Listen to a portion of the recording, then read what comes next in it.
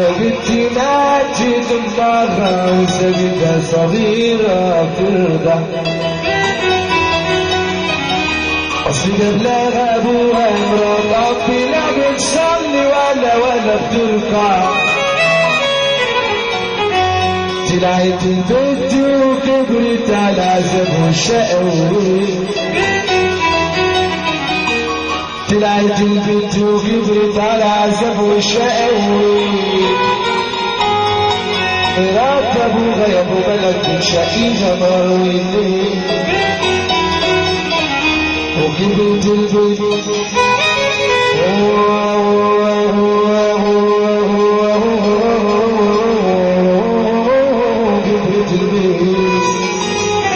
وكبرت البنت وبقي ايام الحسن والجمال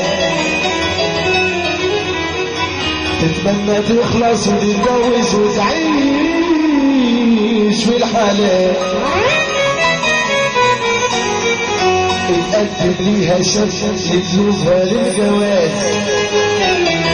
على قد حاله يعين انا في المهر والجهاز ابوها قال له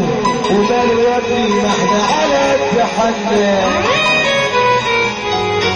واحنا نكتبك يا ابني وانت مكتوبنا بس ناخد رأي مرات ابوها زي امها امين يا سامي هي اللي ربيتها وكبرتها يا ابني استاذ عماد الاصفر بس عماد الراجل استاذ عماد الاصفر قاعد يا استاذ عماد الاحمر بس ناخد رأي مرات ابوها زي امها هي اللي ربيتها يا ابني وكبرتها في حبها نسمع كلام الست اللي عذبتها ونعرف ايه غدرها نسمع كلام الست الناس اللي جايه خير اللي قال علينا خير اللي قال علينا الحمد لله على السلامه بص عندنا لحظه نسمع كلام الست ونعرف ايه غدرها الست قالت ما تاخدوهوش ده واد فقير وما عندهوش انا الست لازم يجيلها الدنيا واصل يكون مفروش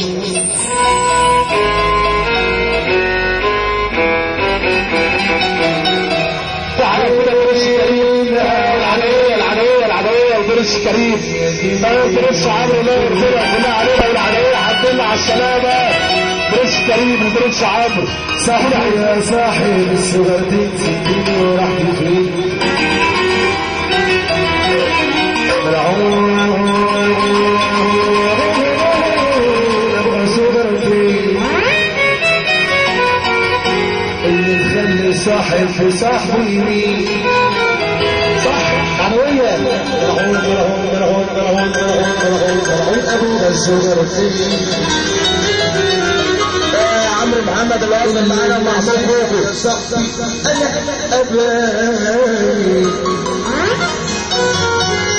ما بقتش صاحبي انا وبقيت صاحب الصغر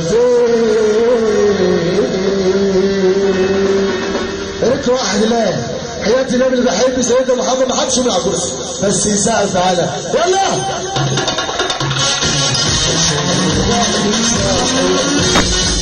عشان خاطر الصغر